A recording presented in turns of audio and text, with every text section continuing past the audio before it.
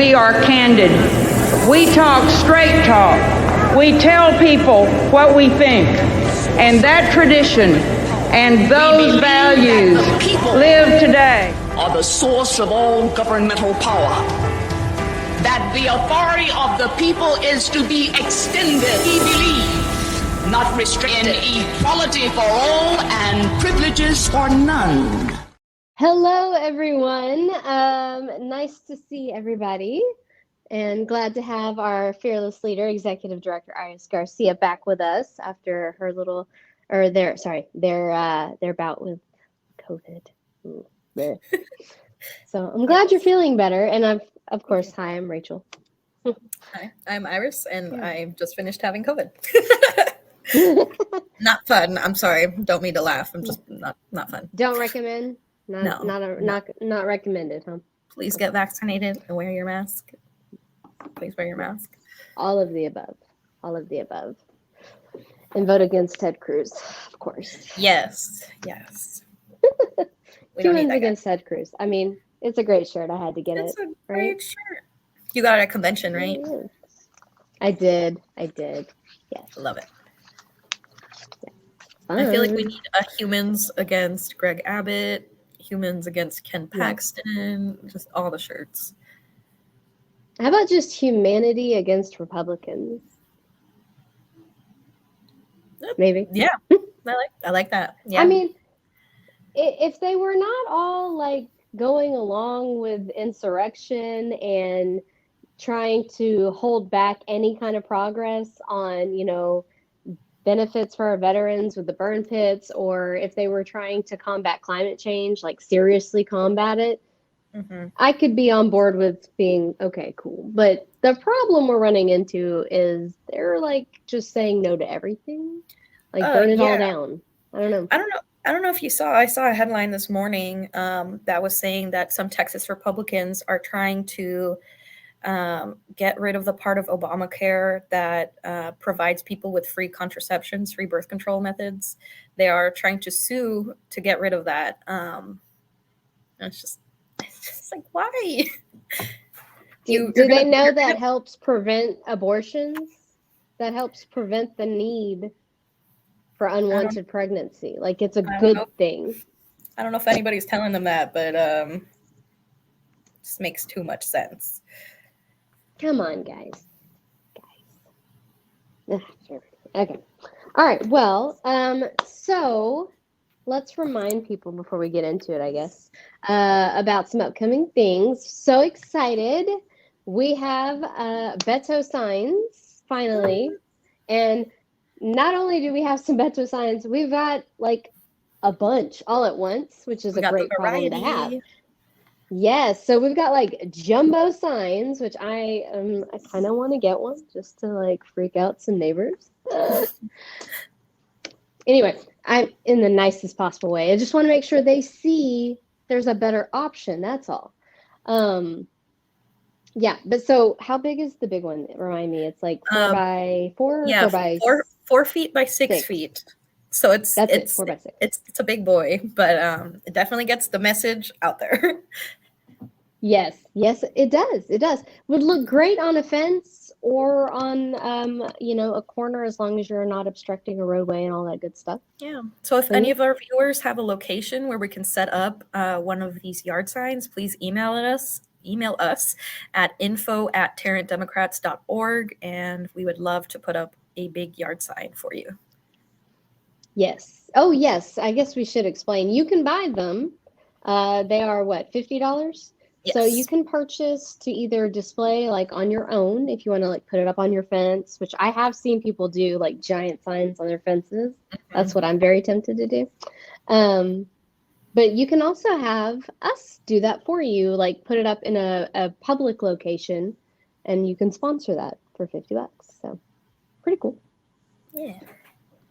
But if you don't want a giant sign, we also have these smaller Beto signs. I'm pointing that way to Iris's little display there.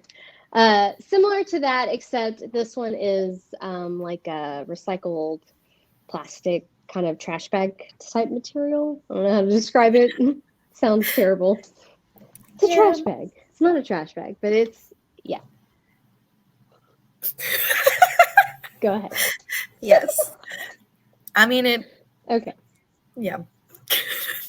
No, go. What are you gonna say? I mean, what? I don't know. All right. I think we've all officially kind of cracked up today. I don't know. Sorry. No, it's cool. We're It's gonna cool. make it. Okay, so yes, we are gonna make it. Okay, Beto Signs. We have just follow our socials. Go check out our website, TarrantDemocrats.org. It's right there on the front. You can look and see the different options. There are 3 options, so go check that out. And then what else? Coordinated campaign.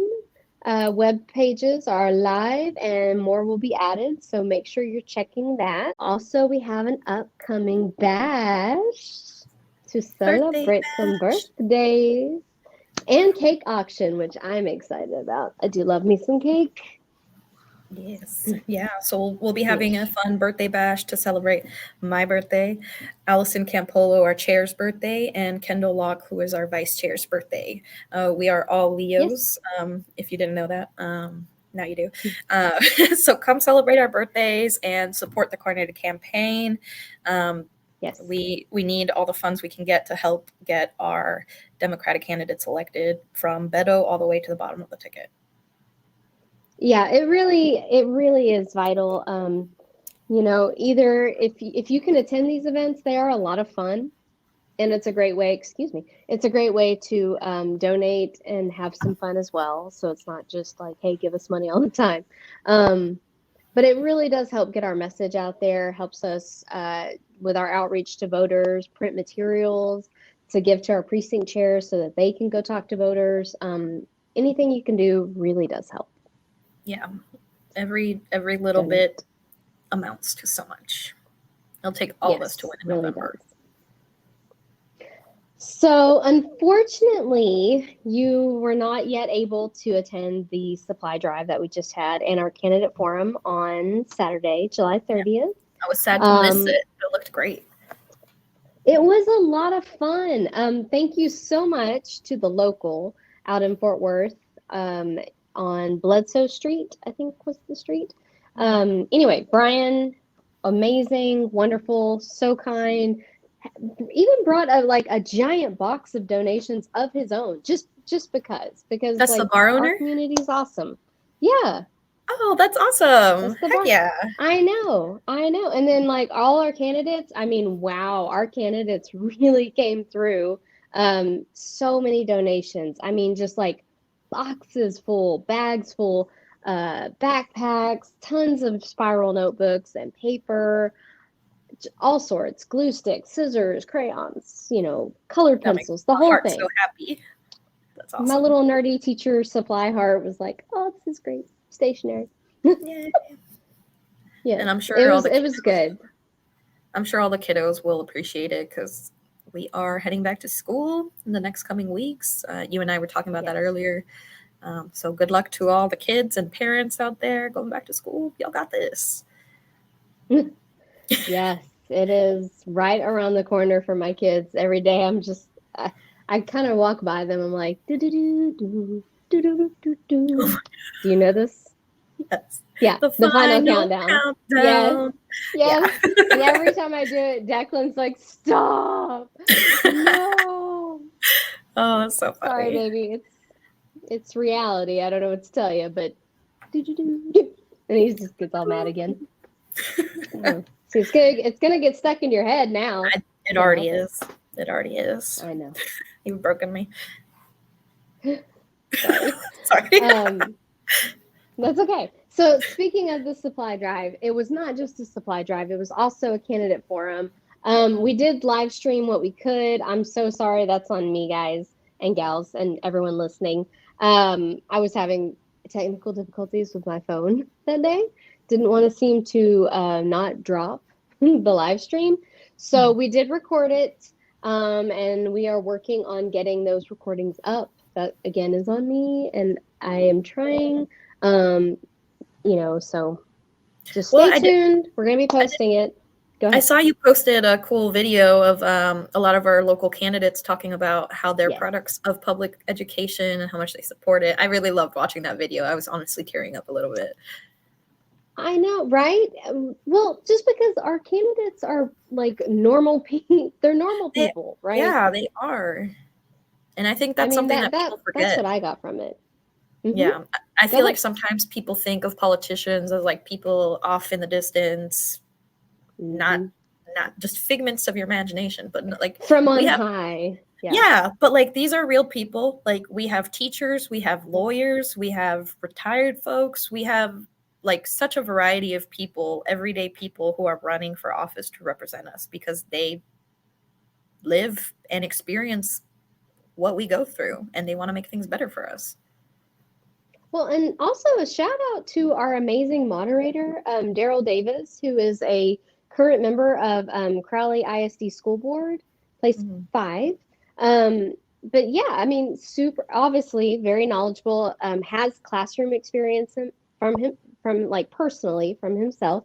And then also on school board, so kind of sees a lot of angles of that whole thing. Really just great questioning, great discussions. Our candidate we're going to have on here in a little bit for our interview today, Shannon Elkins for House District 98. Has a really cool background in education, really appreciates it, and gave a great, and I personally love this too, a wonderful little shout out to, the paraprofessionals, the educational assistants that, they're the unsung heroes often. They do a ton. They do a ton and support the educators in the classroom. And I know when I was working that my EAs were amazing and wonderful, and it just creates such a beautiful environment for the kids, for the students. So just, I mean, truly, like a wonderful time, a wonderful experience. The local was great. We're definitely going to have another event there just for fun, please. Yeah, it's a fun location. That's where we had the 420 friendly candidate event as well. Okay. I don't remember when that was. April? I know time feels like it's like folding on itself or something because Honestly, where's it going? I don't know. My birthday's in a week, and I'm just like, whoa, wasn't it just January? And I feel like we were just talking about the birthday bash as a concept 5 months ago or something, and now it's August, and now we're it's here. almost here. It's like a week away. That's crazy. 9 days. 9 days. That is crazy. Oh, and speaking of days left, we are 98 days away from the election day. 98 days. And there is a countdown on our website. If you are in doubt how far we have, how little, I guess I should say, how little we have left of time, check our website. It's on the front page. I want to make sure everybody sees it, you're aware of it, because this really is kind of go time. I guess let's go ahead and get into our topics, our news topics, if you don't mind. Because I think this builds up. I think we're already kind of getting there anyway, Yeah. So first, I'd like to kind of start with, in case people haven't heard of it, there was a documentary that was filmed by Christopher Tackett, who is a local activist, and I believe some others. And I'm sorry, I know I'm forgetting people. Don't hate me. Anyway, it's called Deep in the Pockets of Texas, and it was actually aired on CNN recently. I've shared out from our social the Quorum Report with Scott Braddock and his team. They've got an online version that you can view for free. There's no paywall or anything, so do check it out. But just to give you a flavor, because I feel like this is gonna feel familiar. Okay. Over the last decade, there have been 2 billionaires in West Texas that have largely funded the Republican Party. And they're getting everything they want policy-wise. So that frustration of like, cannabis legalization or better funding for our public schools, actually leaning more into green, clean technology for the future to address climate change. We've been a leader. We can continue to be a leader. We're the 9th largest economy in the world, right? Like if we're on par with some countries in Texas with our economy. We're not getting what we want, but these two guys, they sure are. That doesn't feel very democracy-like, if you will.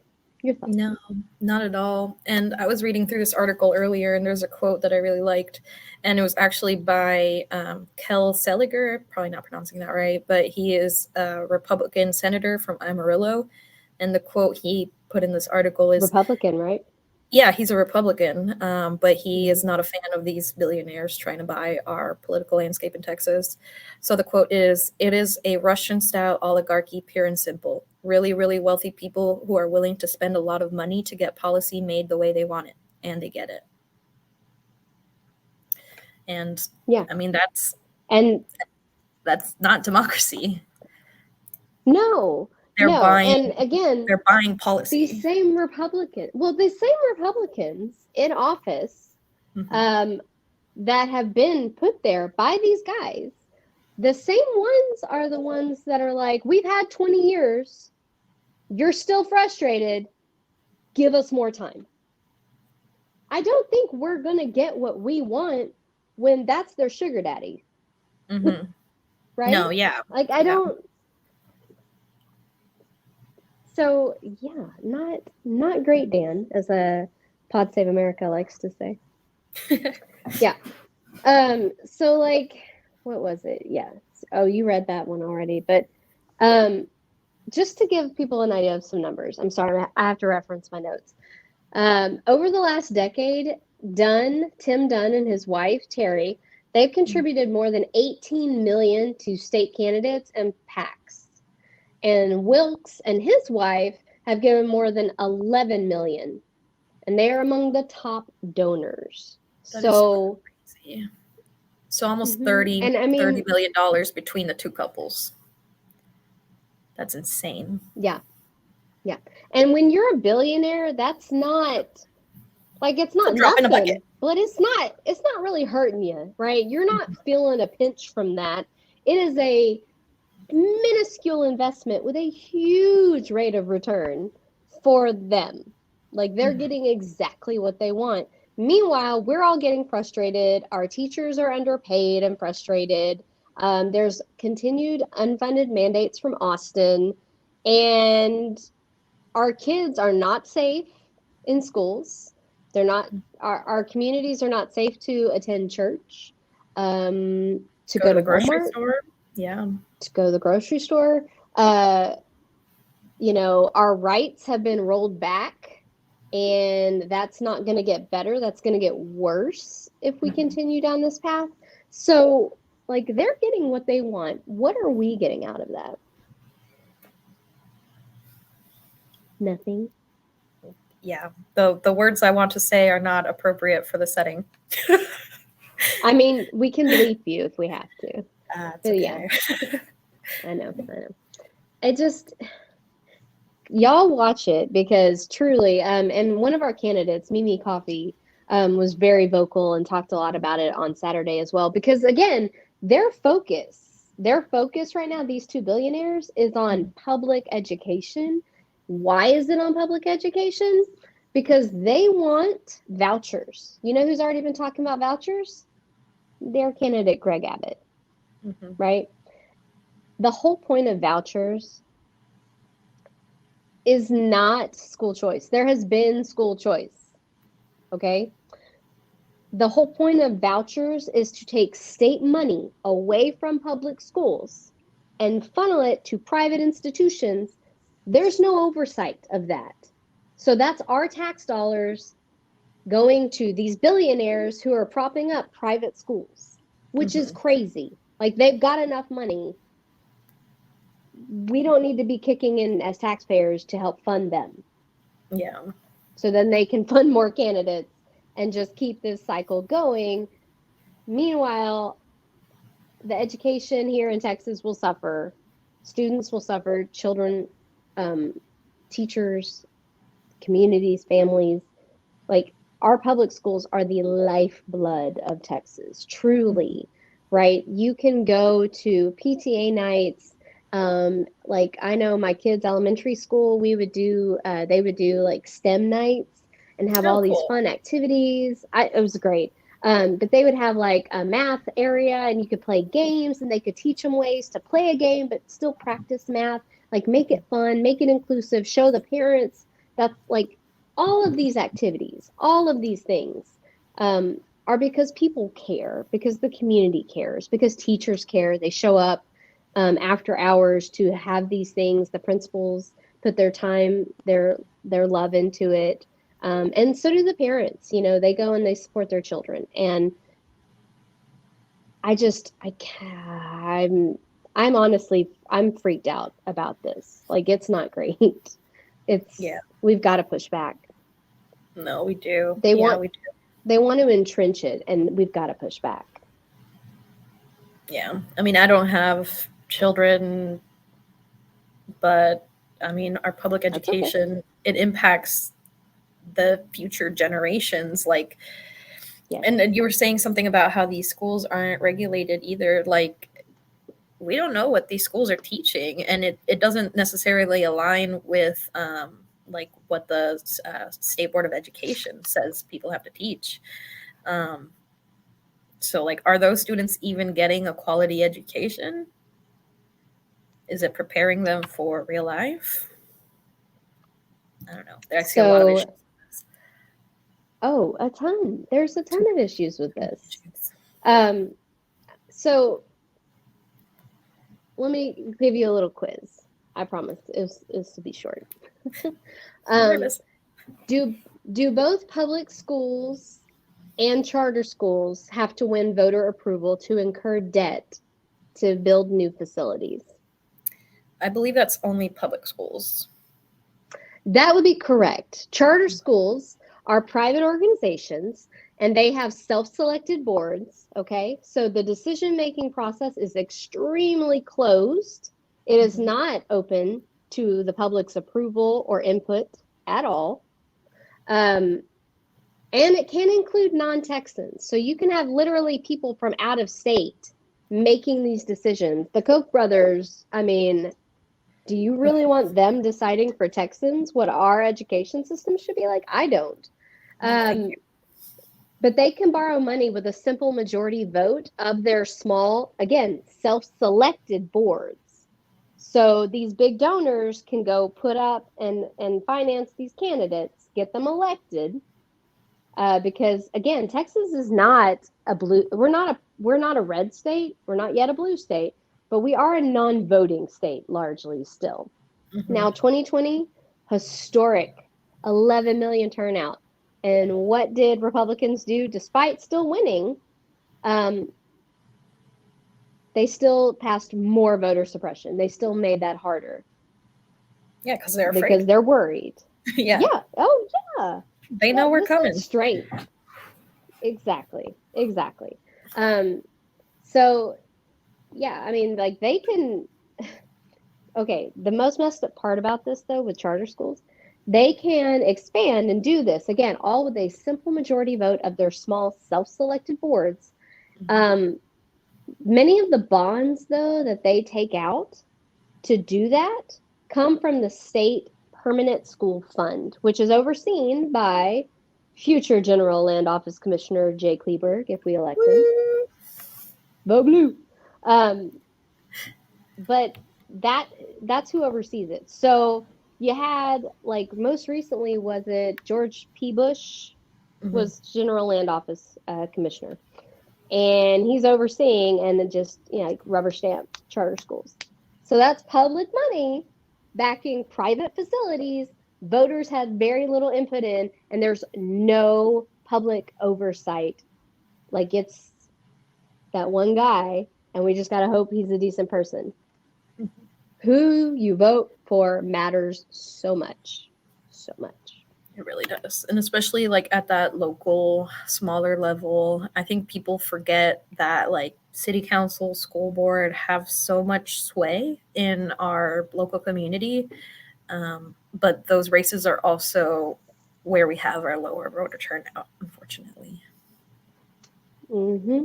It's those down ballots that a lot of people, you go down the list and vote, and you vote for those top of the ticket people, and then you just are like, I don't know who these people are. It doesn't matter, whatever, and you don't vote. And we saw that in 2020. Oh, for sure. Yep. And you want to know how to feel the impact of your vote. Those races, that's where you're going to feel the biggest impact. It's those down ballot smaller races that are the most like hyper local that you're going to really feel the effects of. So you want to see change and feel it, vote in those down ballot races, vote in those smaller races. They make a huge difference. They really do. Well, we should get ready for. Oh, go ahead. Oh no, you're fine. Well, I don't know that. We'll shift gears to Shannon in just a sec. So, again, another thing I think should very, very definitely be on people's radar. So again, this is like a very concerted, large, organized, well-financed effort. We've seen it here at the state level with the Wilkes and Dunn brothers, guys, billionaires, whatever. I don't know how to refer to them. Billionaire bros. Huh? Billionaire bros. I like it. You know what? Episode title, Billionaire Bros. Love it. I like it. I mean, I don't love them, but I love the title. No, I like the title. I don't like the concept. Yeah. Nobody should be a billionaire. Okay. So inside conservatives, and I'm saying conservatives from now on because what do they stand for? Seriously. Their next big dream is a constitutional convention, and they're actually kind of close to being able to pull it off. Scary. That's very scary. I don't want that to happen. They're pushing to hold a rewrite. That's basically what a constitutional convention is. It's saying, we think that this needs some adjustments, which, again, I'm going to say conservatives because conservatives love to talk about originalism and the founder's intent, but now they're saying, oh, but we can amend and we can change some things. So what is it, guys? Which one is it? Did you want originalism? Or you want changes and it's actually a living document and you can't take away my reproductive rights because I have the Equal Protection Clause under the 14th Amendment. Huh? What is that? Need to rewrite some things? What are we rewriting here? That's what I'd like. Let's take away some more rights. Or let's entrench minority rule because that's really what we're dealing with right now. I haven't talked about this too much yet. I guess since we've got a little time, I don't think Shannon's hopped on yet, but we'll go ahead and keep talking. So our Constitution was written to be majority rule. The idea is supposed to be democracy. However, there are some good and some bad. But there are some really good things about it in that it's majority rule, but it is protecting the minority party. So that way you can't just steamroll over them.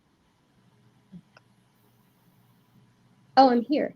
Oh, well, Shannon, come on in. Hi, Don't Shannon. just be like, hey, I'm here. Join the party. Yay, Shannon. Hi. Hey, how are you?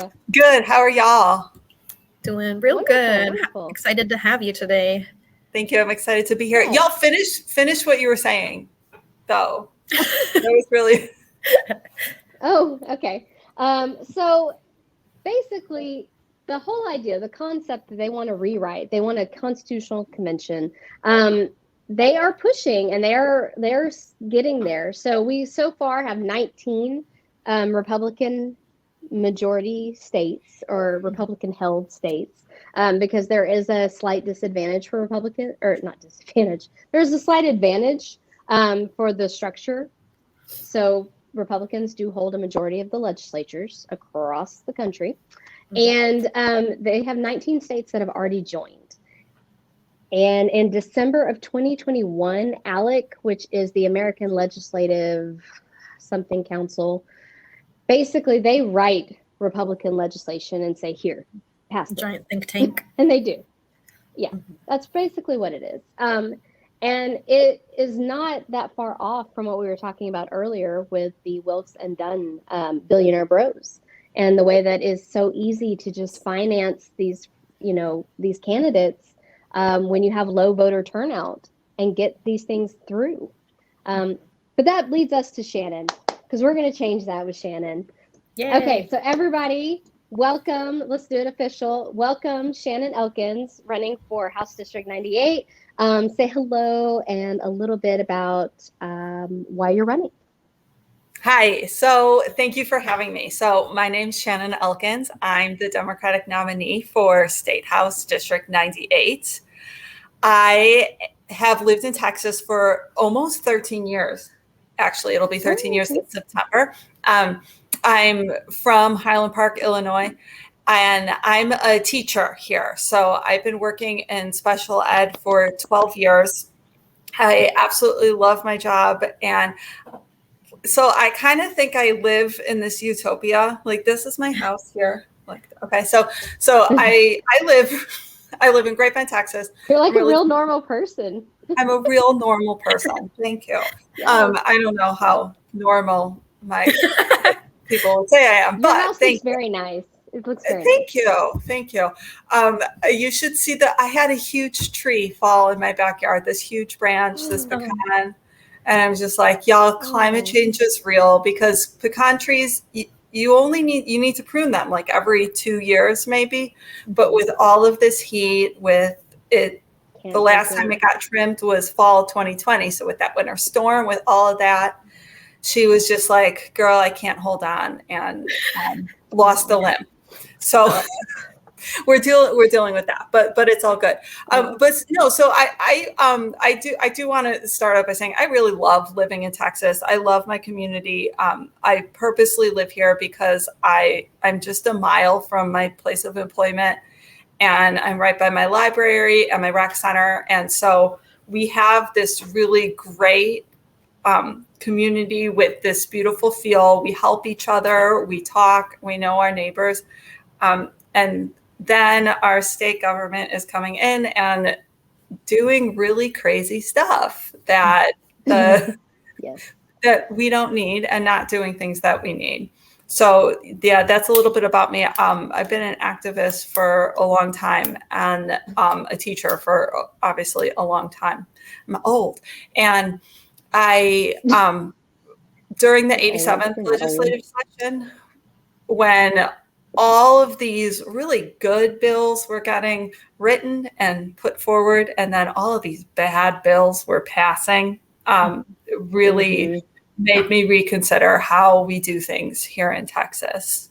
We have a lot of good lawmakers and a lot of good candidates, and we have to push them through. Yes, agreed. So if they want to check you out, or they wanted to maybe give you a donation, where would they go to do that, Shannon? So I'm on pretty much all social media, and it's at Elkins 4 Texas. And then my website is elkins4texas.com. There's a link to an Act Blue there.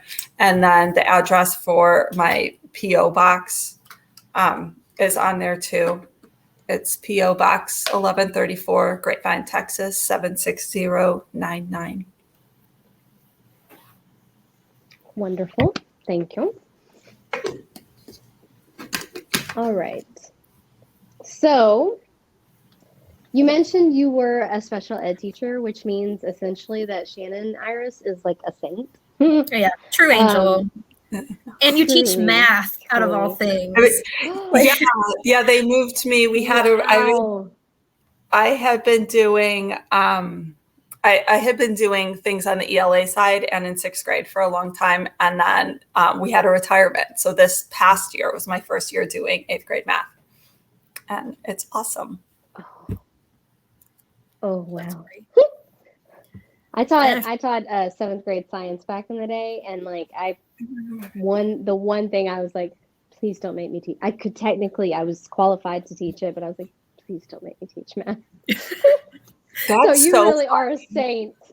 Thank you, but that's so Oh, funny. Like, y'all, I hate science. Like, Oh my gosh. I trust scientists, all that. No. Like, science class, because it's so, I like the big concepts and I like reading about it, but like doing those experiments, it's so tedious. And I think it's an important thing for kids to learn, but like, no, I go and help in a science class and they ask me things and I'm like, you explain it to me. Like, it seems like you're doing your best. I like how you flip it around. Like, no, this is practice for you. Pop quiz. Yeah, science, I agree, is all about patience. It is about patience. Yeah, but so is teaching math. Yeah, that's hardcore. That is hardcore. You're hardcore, Shannon. Thank you. Yeah. You're welcome. You're welcome. Okay, so kind of shifting gears a little bit. I would love to know, or kind of let you talk about, what is kind of your policy baby, if you will. Like, what is your big push? Like, that really is kind of the motivating thing for you to get done when you win. Okay, so I will say, to pick just one, and I'll probably say this because it's on my mind right now. Enrollment-based funding for schools. So one thing that I've seen. So one thing that I've seen, everybody knows that we have trouble money-wise in our schools here. We're dramatically underfunded compared to other states. And you're seeing on the news all about teacher shortages and staff shortages. And then one thing that people who aren't in schools are saying, are really feeling, is property taxes. Those have really gone up. So property owners are feeling that. And then to any tenant or renter, rent is going up. And I think that one thing that's been really great about Texas in the past, like forever, has been our lower cost of living, especially when it comes to property, rent, housing. That has been something that we've been able to celebrate, but it's not anymore. The majority of our property taxes are because of schools, because of school districts. And I support schools. I think we need to give them money. But the way that we do it is through attendance-based funding. So you're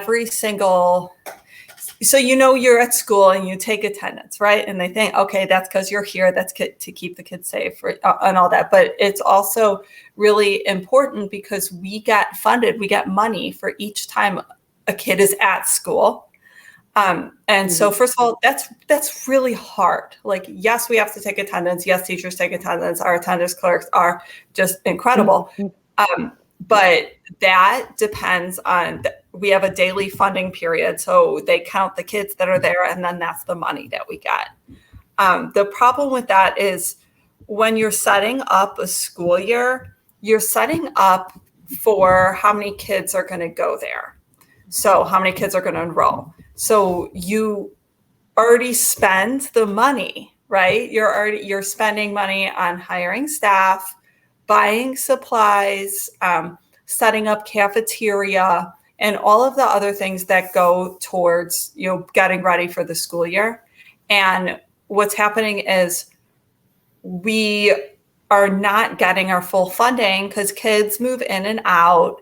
We were at hold harmless because of COVID for 2 years. We're not going to be like that anymore. So that means that before, like, they wouldn't penalize us for lower attendance numbers, but now we could potentially get less money because a kid could be out with COVID for 5 days or for anything. So it's an easier way to fund our schools. And then it's also a better way. We'll get more money. We need more money, and we won't have that drain on our property taxes, because what happened years ago was the state really put in a lot of money to our schools. And now we're seeing that we're getting less and less dollars. And y'all know, I don't even have to talk about, y'all know what like Abbott's doing with our additional COVID funds and sending them to build his erector set walls and all that at the border. So we're losing out. Which is under investigation. I'm sorry, Yeah. I have to interject, but it is under investigation because shady. Go ahead. Yeah, it's really shady, and it's been happening for a long time. Like, I remember reading in like January about, so a bunch of the National Guard members who were down there, there have been deaths with like y'all pull it together. Lack of equipment. I know. Lack of equipment, suicides, low pay, low morale. It's been just an all around disaster. And it's supposed to be a federal, like immigration is a federal issue. Mm-hmm. Yeah. And they won't take federal dollars to expand Medicaid either. Thank you. Why? Why? I know. It does sound, getting back to the enrollment based, that does sound like it's just common sense, especially, like you said, we've just come through COVID. And then we're looking at now monkeypox is a real concern, is a growing concern. All the climate scientists have warned us, all of the the healthcare industry has talked about how all of these issues, a lot of them caused by climate change, are leading to increases in we need to expect more kind of these things happening than less. So, I mean, enrollment based just kind of, I feel like you're just trying, it's not really radical so much as it's just trying to think forward a little bit. Yeah. Which is great. Right? Thank you. I mean, I'm sure in your lesson plans, that's what you do. So why wouldn't you do that for planning with finances? There you go. Yeah, it's one of those things, and I see that a lot in our particular beautiful legislature, that all of these simple things that could go through don't. And then weird pet projects to create culture wars do. Yeah. Do. And and I know that so much of it goes back to the billionaire bros, but it's like, do you get who you're fighting for? Like, do you get what there are so many really people. The legacy they want? Yeah, that's what you want. Like, we're gearing towards, we're kind of going towards failed state right now. Like, I mean, we should not be crossing our fingers hoping that our AC will stay on and that our nursing homes will have electricity. We shouldn't be like that. This has turned into a apocalyptic wasteland. But we still have time to turn it around. Yes, we do. We do. That was dark. Especially if y'all elect Shannon. Especially if you elect me. Yes. Throw her some bones. That means money. Volunteer. Buy some signs. Buy a shirt. Like, we are walking billboards, You can be politically active, literally just being radical and wearing your shirt out. What are y'all's shirts? What do they say? Human. Oh, that's nice. Beautiful. Thank you, Rachel. Yeah. And then mine is an older Tarrant County Democratic Party shirt. So it has Texas. Okay. Oh, wrong side. And then a little heart where Tarrant County is. Okay. And then our older logo. Oh, sorry, wrong side. I keep forgetting it's mirrored. It's flipped. Okay. I know. I remember that logo, and I'm in. Yes. Of course. Yes. Get yourself an Elkins shirt. It's the new thing. We are on your website. Sorry. Do you have those on sale on your website? We are getting there. So these are, we don't have that many of these left. These are like our volunteer shirts. Okay. This was in full transparency. When I filed for this election, I sent the logo to my sister. It was my friend's nephew created it. And I was like, oh, this is really cool. And I sent it to my sister. She's like into art and design. And she right away went and like got all these shirts printed with it on there. And then the boxes showed up at my house. Yeah, it was awesome. And so I'm like, hey, volunteers, people here, take this. So yeah, we are working on that. People already believe in you. Thank you. Yeah, I got it. That's a beautiful thing. It's a beautiful thing. My sister believes in me. That's very important. Yes. We believe in you too. Thank you. Y'all believe in me. Yes. We do. Truly, you blew me away at the candidate forum and the supply drive. Just passionate. You can really tell that you care. Like you can tell you work around kids and that you feel it. Like you really feel it on the ground. The impacts of those decisions in Austin that they're having in your community and how they're affecting, the staff, the students, the parents, everybody involved. So I really appreciate, like, you were phenomenal. Thank you. Thank you. I appreciate that. I think that discussion there, what I brought up was a little bit different. And I do have the worry, because I've always felt this way, but we really don't, the way that we fund our schools doesn't fully fund everything that we need. Yeah. And there's more to a school. Like it's not a one-room schoolhouse anymore. It's not a teacher who her duties are to not go to ice cream parlors and to, there was actually a rule, during our early colonizer days that the teachers hired at schools couldn't go to ice cream parlors with men. And that they would have to, you have to stoke the fire before school starts, all that. But now they're big, schools are big. And there are so many people that make it run, from transportation to cafeteria to instructional aides to teachers and other instructional staff, to coaches, custodians. And I really do believe that schools can be places of community that support the neighborhood. And right now I'm in a fairly wealthy school district, and I'll tell you something weird. So we have recapture here. Are y'all familiar with that? I'm not. So to make up for the shortfall of how we fund our schools here in Texas, it's mostly property tax based, right? Home value.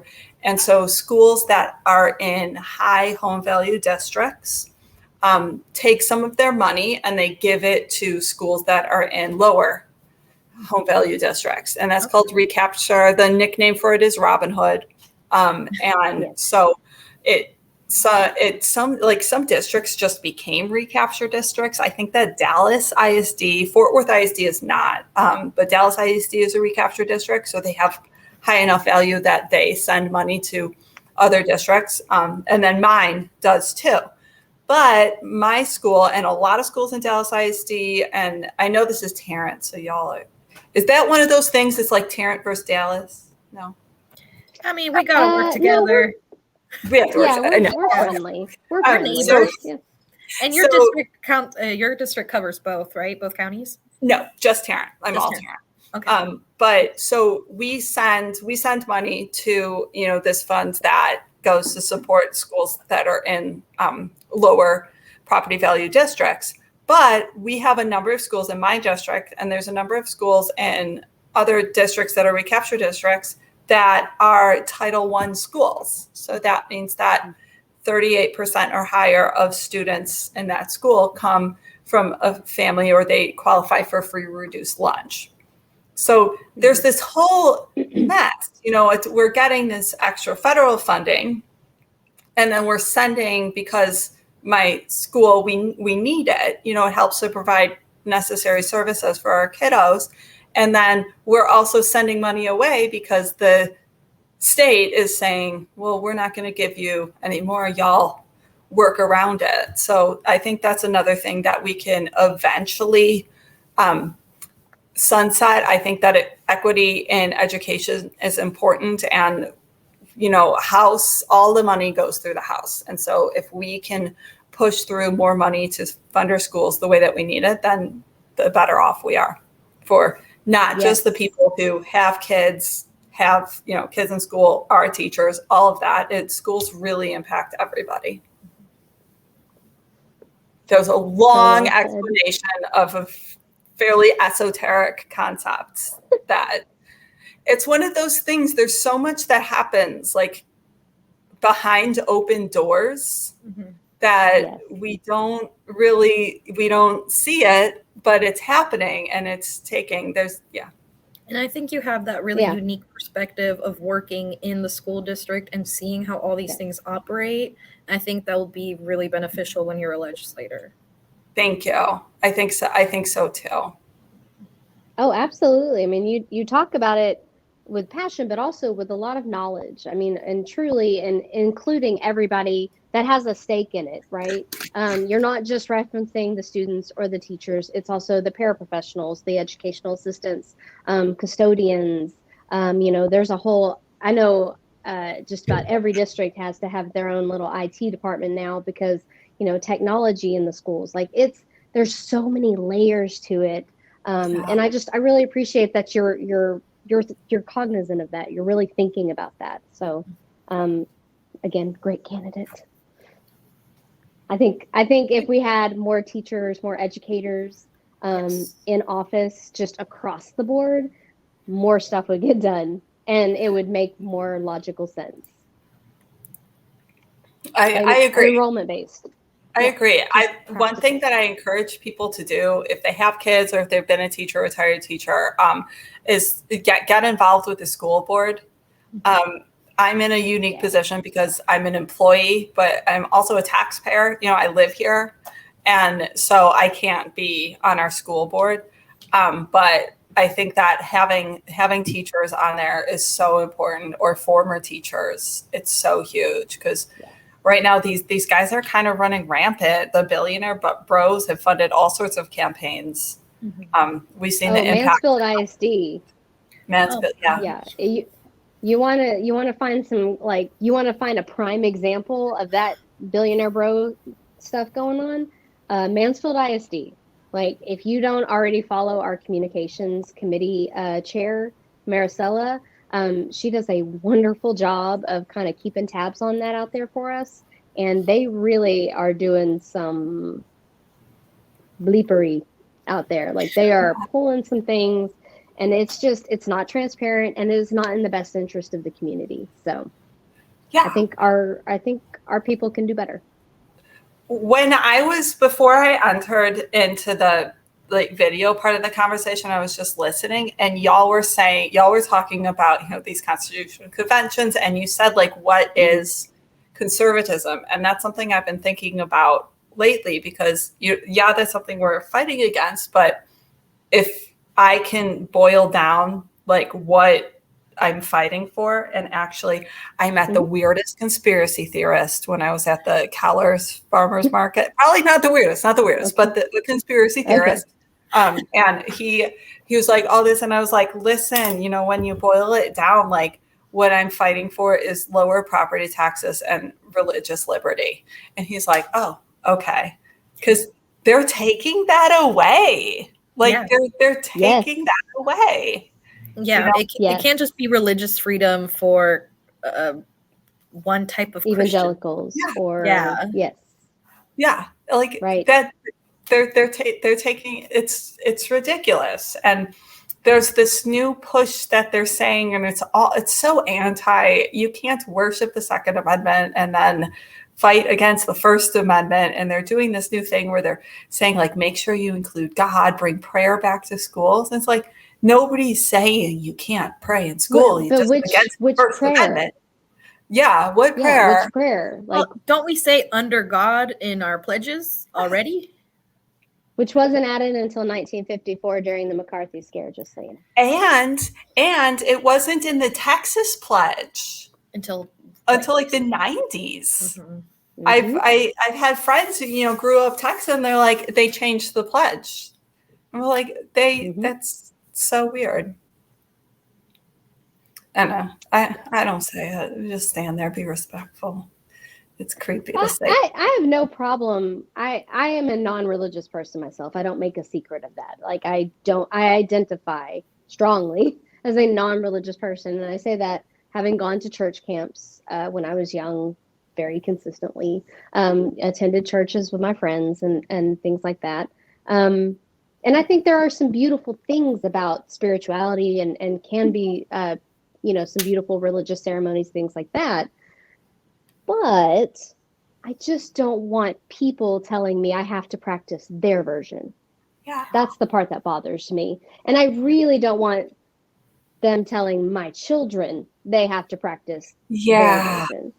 Yeah. That's the part that bothers me. So when you put it in that way of, you know, I'm here to lower property taxes and defend your religious liberty, thank you. Thank you. Because it has to be inclusive. It cannot just be one worldview. Right? Yeah. That's what makes us interesting. That's what makes us a democracy. Well said. Yes. We have this thing, you know, the SBOE right now is looking at the social studies standards. Yeah. I was about to say TEKS, but I know that not every teacher is looking at it. And they're trying to, one thing that they're trying to add is like Moses like Moses from the founding father. Yeah, as like one of our inspirations for making this. That's and been then a long time push. Yeah. I didn't know about this. Yeah, isn't that weird? That's wacky. Right. And then they're saying, there was one comment that I read, and I wish I had a quote or whatever, but they said, we don't forget this was founded on Christianity, and, you know, we're stepping away from our culture. And so they said, we need to create a cohesive culture. And like my thing, and I support Christianity, support Christians. That's great. That nothing against that. But like, my thing is like, but that's not what America is. Like we're not that. That's not what Texas is. Where our beauty and our strength is in our diversity. If everybody was the same, it would be boring and nothing would happen.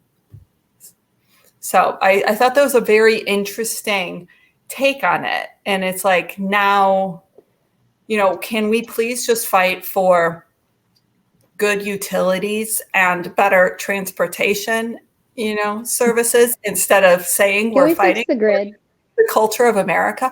Yes. You know, can we just fix the grid?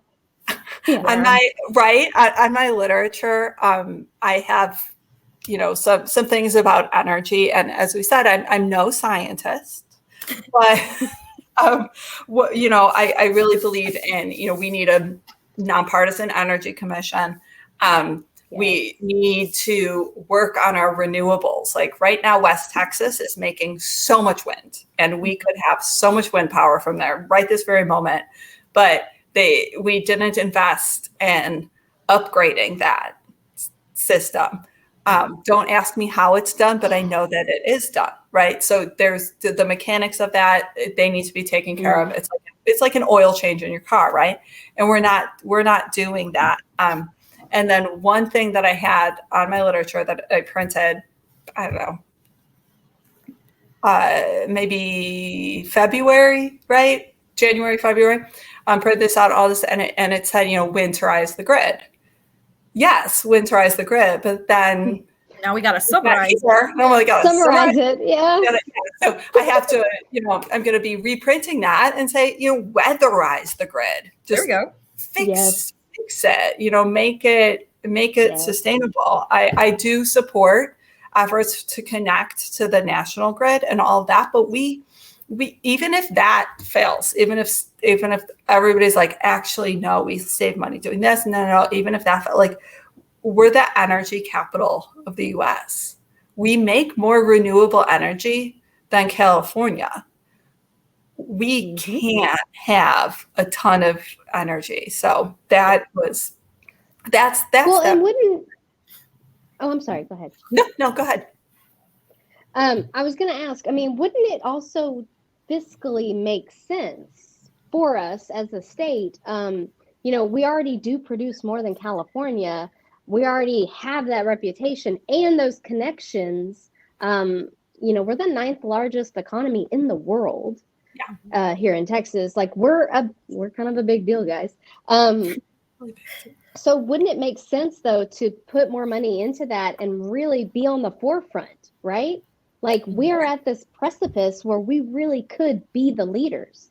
And that, like, for the climate, for the planet, for the future makes sense. It also makes good money sense.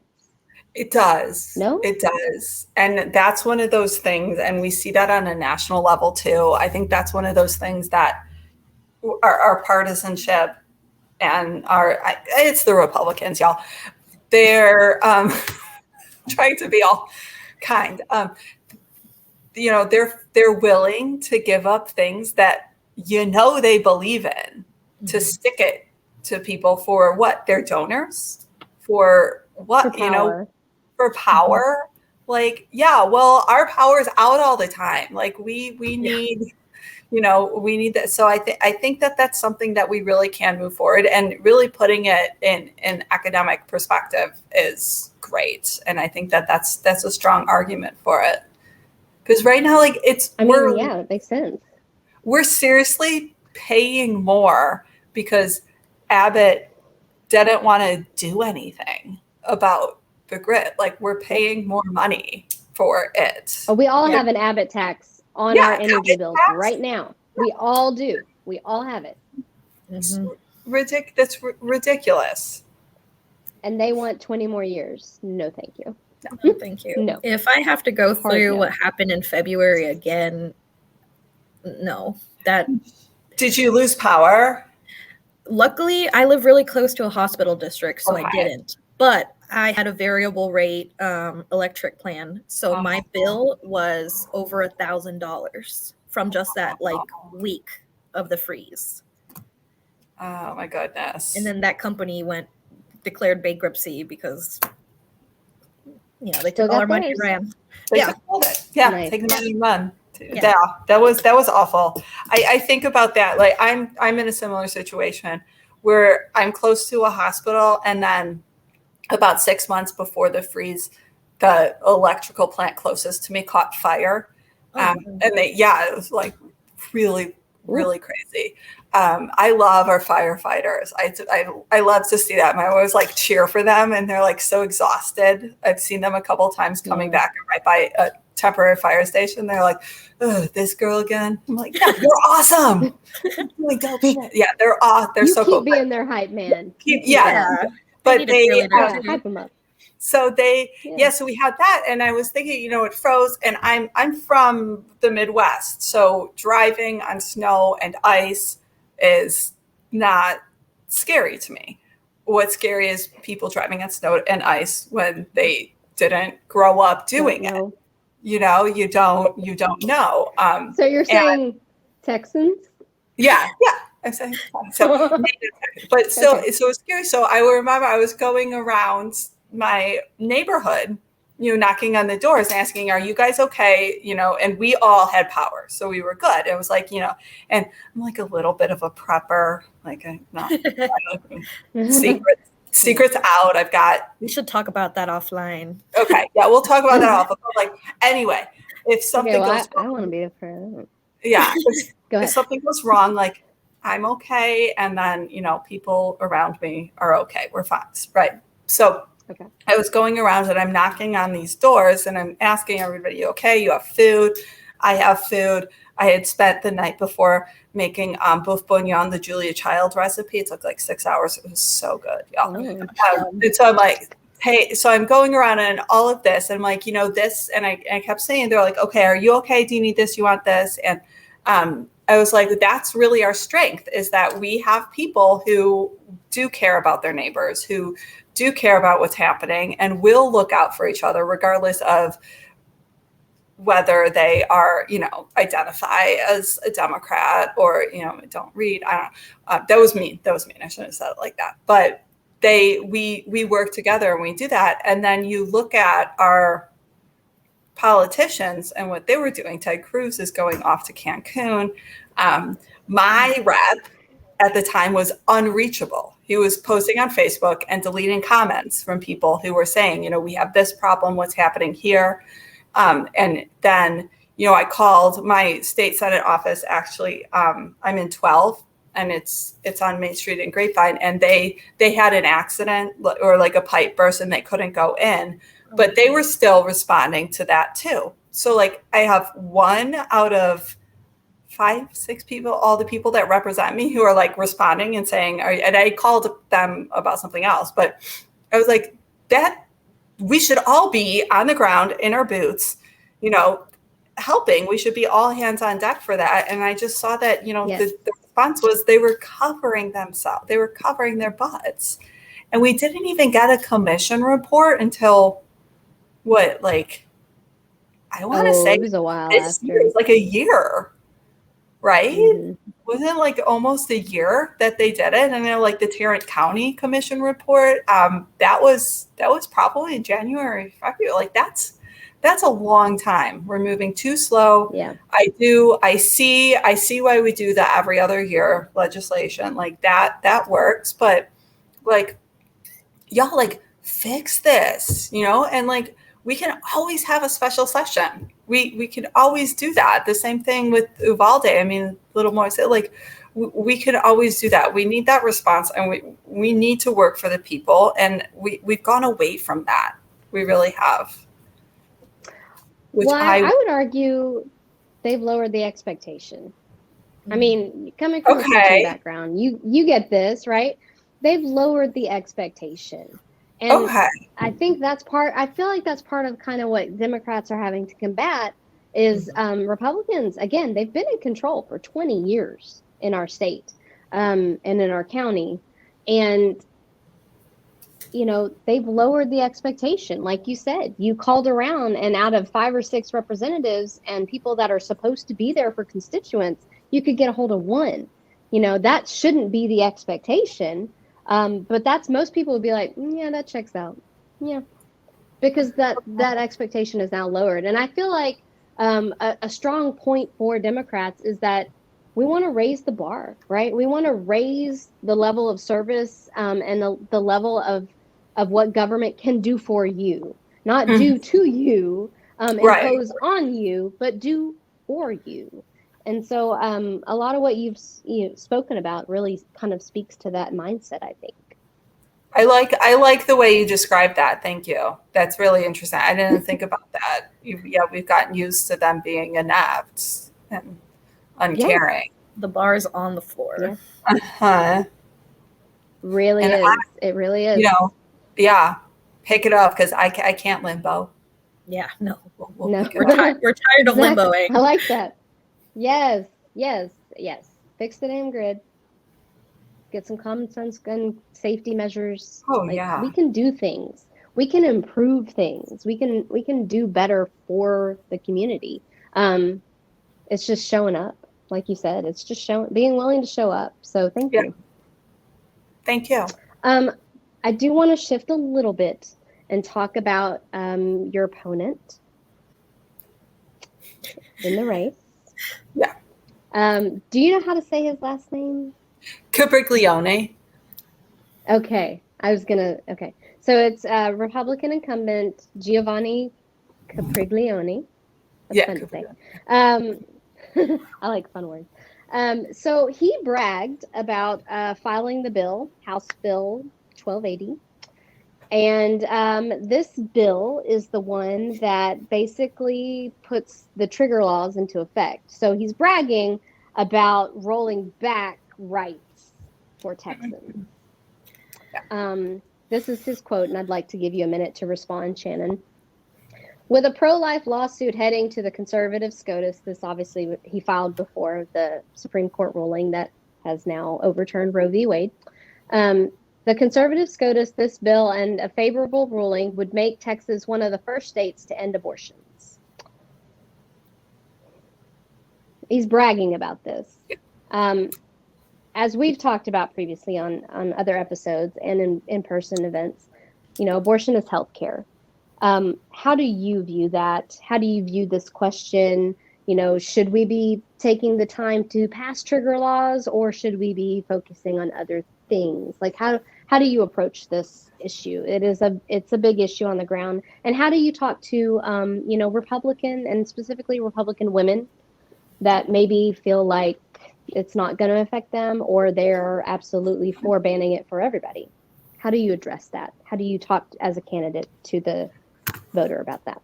So one thing that I think, and I agree with abortion rights, fight for abortion rights, agree abortion is healthcare. On the other end, there's no, yes. And I have my white socks on. So there's no such thing. Like, people say, like, what if pregnancy complications happen? Like, there's no such thing as an uncomplicated pregnancy. Yep. I've never been pregnant. I'm not going to be a parent. I'm not, going to have children, but I know, and I know so much that, there is so much about the reproductive system and just the process of pregnancy that is really dangerous. And for years and years and years in human history, when you were going to have a baby, when midwifery was more common than doctors' offices, they always took care of the person giving birth to the baby, right? Mm-hmm. That was of the utmost importance. And then with the rise of institutionalized healthcare, we've stepped into, protect the fetus and make money off of people getting pregnant. We have one of the highest rates of maternal mortality in the country. And especially when you look at Black parents and parents of color, like that, and that is awful. It's really scary to think about somebody who is going to be giving birth, and now medical people, doctors and nurses, are saying, we have to wait till maybe the parent is like right about to die. It's very scary. It's not going to protect life, and there's no, even if the roots of the abortion fight, I mean, it's racist roots. It wasn't like a school people wanted to segregate, and they said, no, this is our religious beliefs. You can't, so we can discriminate on that. There really is. But talking to a Republican, I think of my friends who go through IVF, and that's a really long and difficult process, who have had ectopic pregnancies, or have had, every pregnancy is complicated, but who have had that. This isn't supporting parents and babies. This is supporting a creepy ideology that doesn't make any sense. I think it was maybe in 2013, maybe 2014, Planned Parenthood, legislation and some laws passed, some lawsuits passed, where they weren't allowed to accept certain forms of Medicaid, and so a lot of those clinics shut down. But yeah, I mean, my argument is like, you're not supporting parents, you're not supporting people who give birth. We need to prioritize our maternal care. We really need to do that. Let's take care of the people who want to have children. Yeah. And I've never really gotten the pro-life argument, I have to say. I've never really, I don't know, because of my background, I've never really, that it seems like it's something that it's like you're just fighting for it because you have nothing else you really care about. Maybe, I don't know, maybe you're boring. Like, I've never really understood that. So it's like you're fighting. I sometimes feel like I'm fighting against this demon. I'm like, do you just hate people who have a uterus? Is that it? Well, let me play devil's advocate. It's about control, right? I mean, it's about social control. I mean, I tend to agree with that. But let me play devil's advocate. So I personally, I obviously support pro-choice candidates. pro-abortion, pro-choice, pro-healthcare candidates. Those are my people.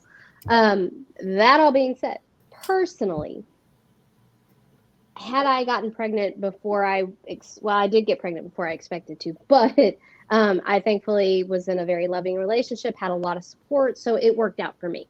Mm-hmm. And I was, in my 20s, like I was much older and everything. So it was good. It was still a good situation for me. Mm-hmm.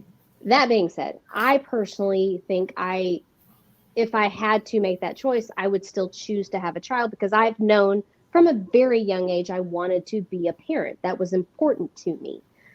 So I can understand not personally being pro-life as an individual. Okay. I think there's a distinction there between individually pro-life versus a pro-life voter, because that's the one I don't understand, because those same pro-life voters, those same conservatives, are the ones that are not willing to have a special session to pass real gun safety reform. Yes. Because actual living children were murdered.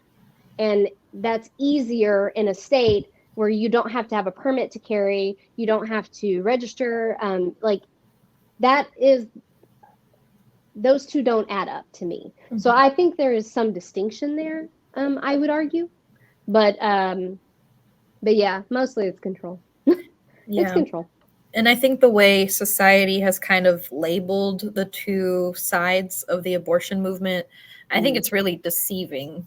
I see people who support abortion as being pro-life because it's healthcare, it's life-saving. Yes. And the other side would be more anti-choice, pro-birth, because like y'all are saying, what happens after the child's born? Do they have healthcare? Are they safe at school? Do they have food? Do they have a house over their head? Like, what are you doing for those people you're forcing to give birth? Yeah. Nothing. Yeah. And what are you doing for the parents? Yeah. It's hard. I guess, Rachel, you have little ones. Like it's hard to recover from that. I'm still recovering. There's so much, like I think about there's so much about the female assigned body at birth that people who are making laws really don't know. Like, right, like menopause, like that's a whole thing. And perimenopause. That's a whole thing. I'm in my 30s and I got to learn about perimenopause because I had to have a hysterectomy because of issues. So like there's so many things that are not talked about openly. I think I agree. Like the people who don't have a clue should not be the ones trying to insert themselves into that decision-making process. Yeah. And like I've learned so much. My sister has 2 little ones and my girlfriend has 2 little ones, and they tell me things about they gave birth to their kids, and they tell me things about, I'm like, what?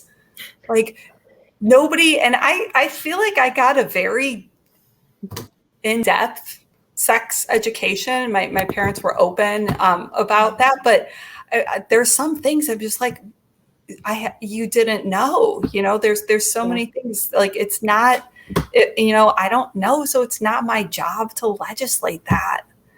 And there's no, there are people who are experts at this, and they're called doctors and nurses and midwives. Yeah. Not Congress people. Not state rep. Yeah. Right? Not billionaire bros. Not billionaire bros.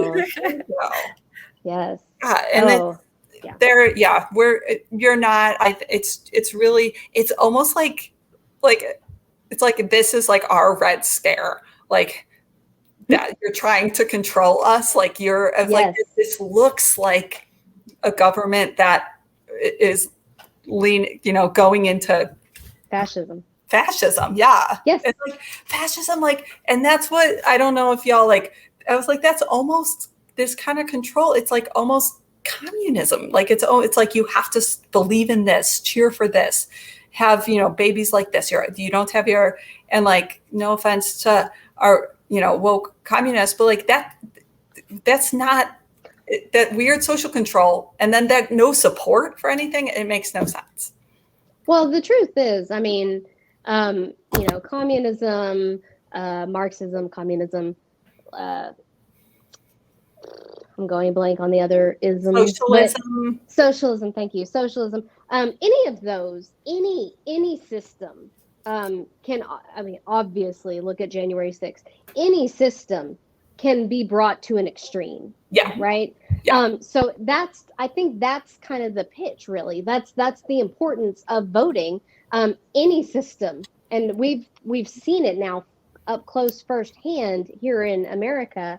Any system can be made to be extreme, and it's up to all of those who are participating to, kind of course correct and make sure it doesn't veer too far off one way or the other, right? Because again, our whole system is built on this idea of compromise, and we've got one party who has been saying for the last 2 decades, we're done compromising. How do you govern? You don't. That's why we've had a failed grid. That's why we've got schools that need funding, and we've got rising property taxes. That's why healthcare is under attack and it's not being funded or supported, and then we're taking away rights. So we're making it more dangerous to survive and thrive with a family, which is what they say. Again, what is conservatism? Because they say we're pro-family, but how are you if you're not supporting healthcare? What are you doing that for is real essential. Texas families? Yep. Yeah. Yeah. That's so elect people like Shannon who give a damn. Please do. Please do. One thing you mentioned voting, and one thing that I do want to acknowledge is I really think that I think we could very potentially actualize online voting registration. And I think that if we can prioritize that, that would make things very easy for us to vote. And voting access is huge, and that's been a story here in Texas for a long time. Yes, but I think we're one of only, I think it's 42 states have online voting registration. We're one of 8 that actively don't. But you can renew your license online. Yep. Make that make sense. Right. I have to do that. I have to replace my license, and it's ridiculous. And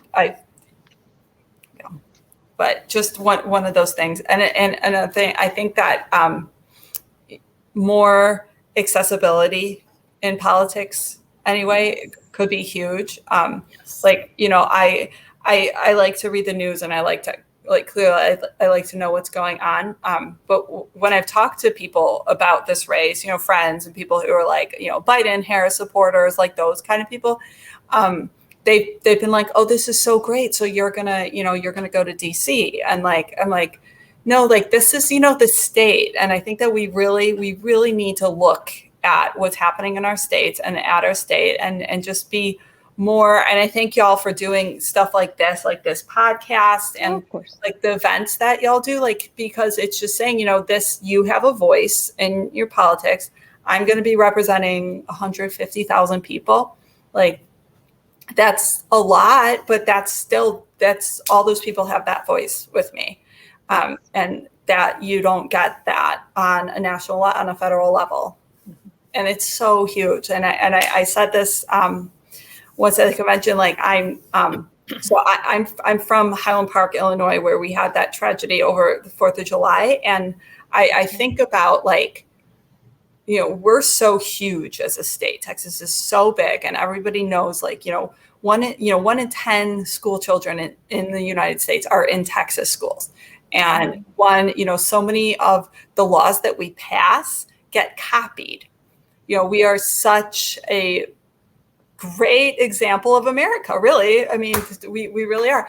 But it was like, we have to set that good example. It's so important, and it is, yes, for us. Texans deserve better. We know that, but the rest of the world does too. So well put, Shannon. I don't think I could put it any better. That was chef's kiss. Great. That was great.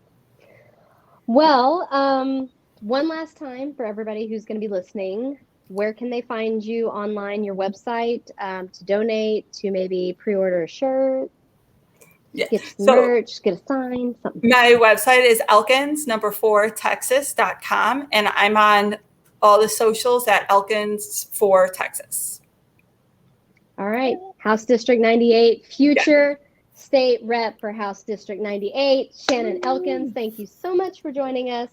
And we will, of course, I'm sure, talk to you in the near future. We will be hosting more events. So be sure to come out to the events and get to visit with Shannon. She's really cool in person, just like she is on screen. Yeah. Thank you so much for joining us, Shannon. Thank you. Y'all are awesome.